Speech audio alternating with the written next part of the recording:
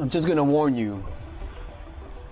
You better be careful who you do this on. This will make any man become obsessed with you if you do it on the right guy. I'm just giving you guys a warning, because what might end up happening is that the same man you wanted, because he was so distant from you, you might end up losing respect for you because of how much he'll be chasing you. That's right. And you know exactly what I'm talking about. So be careful who you do this on, because the effects of this on the guy can last a lifetime. First, want to make him feel like he likes you, right? After you get his interest, you want him to chase after you, right? And so for at least a month or so, you're going to create a pattern. When I mean a pattern, I mean this. You're going to get him used to a way of behaving. You're gonna text him often. You're gonna literally make him think that, oh wow, this girl likes me. And the reason why is this: we're testing whether or not you or him are compatibly in love, right? Because if he cannot handle the fact that you're you're texting him at a decent time, you're texting him fast, you're liking all of his photos. The reason why you want to do that is because you want him to have a false sense of security. You want him to feel like, man, I got this bitch in my hand. That's what guys think, people, okay? So don't get offended. He's gonna think, man, I have this girl in my, bye client, bye. You want him to feel like he has you. Because sometimes when we do that, it's almost like when our parents are alive, we take them for granted. But because we're taking them for granted, when they die, it hurts extra because we took them for granted. You see what I'm saying? As long as he initiated the contacting, the number, the calling, like all that sort of stuff, then you could take it a step further and say, and call them and text them and say, hey, you're pretty good at that. You know, like, be a sweet person. Be nice. Show him that you like him, so that then you could just switch up that pattern and show him the other side of your personality. Because what we want to do is to make him feel like he has you here, and then from one day to the other, it goes down here. Humans do not like that kind of change. That kind of change replicates nature. Where nature strikes, everything changes in an instant. It's not like people where it changes gradually. This is an instantaneous kind of change. So by doing that, this shakes him off his boots, and it makes him more susceptible to your control, right? And now we're gonna be talking about breaking the pattern. Now, one of the most important factors in all of this is you gotta put them in a sexually competitive state. And I made a lot of videos about this, but a quick summary is all about just mentioning other guys in your life. When you like the guy, you like to let him know that he is all yours, that he has nothing to worry about, that he has you completely. But that has a paradoxical effect. It makes him calm. It makes him complacent. It makes him take advantage of you in the sense that he doesn't really appreciate you. So what you want to do is make him feel like he's the one that pulled you away from the other guys.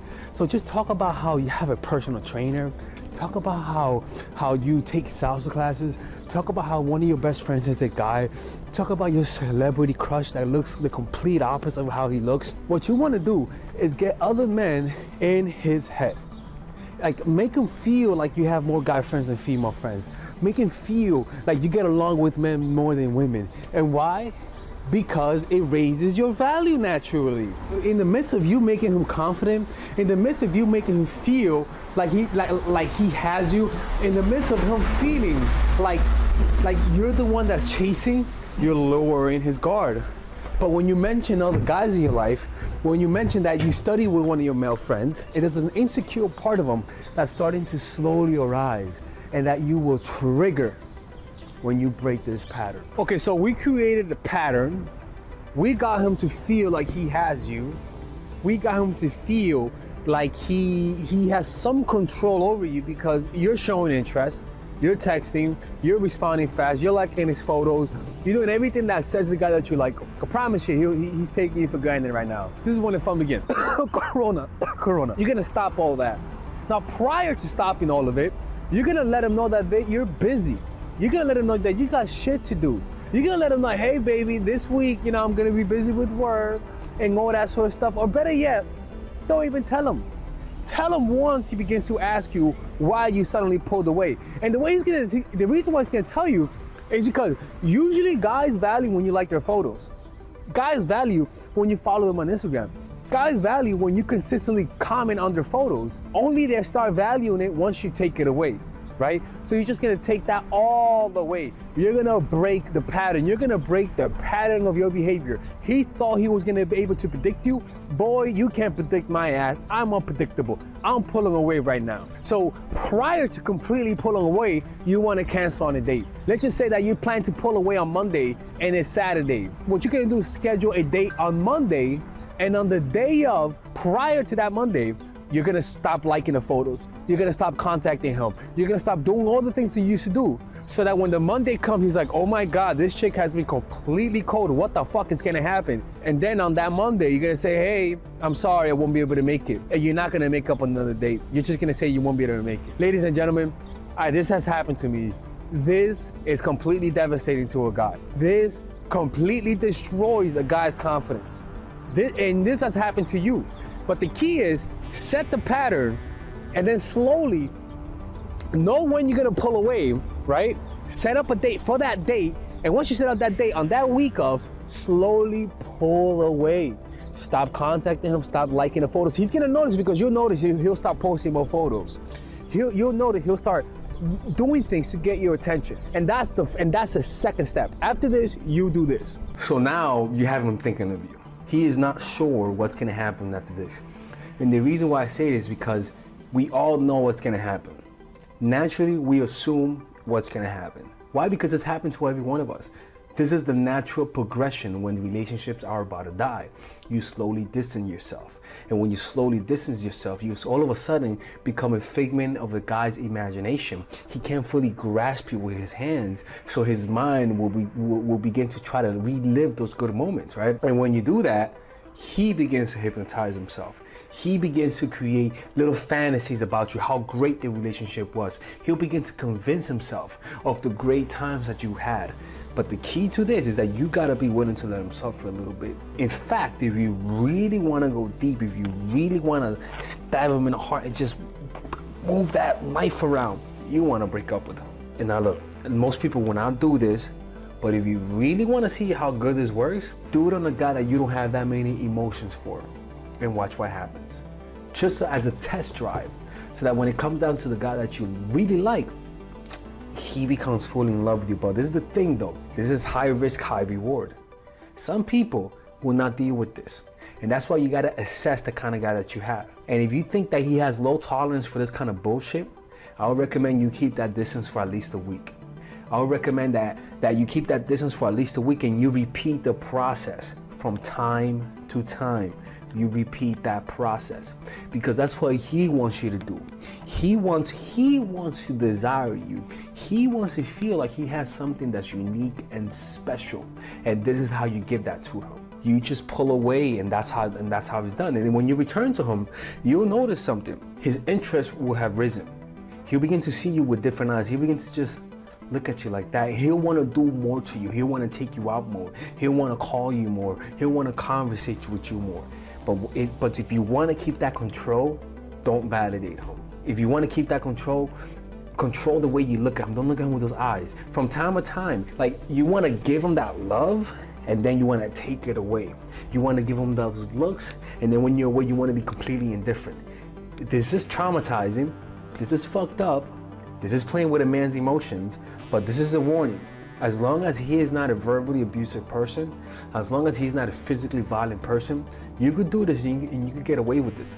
Just make sure that you don't do this on people who are physically violent. Don't do that. It will backfire on you. You might get hurt.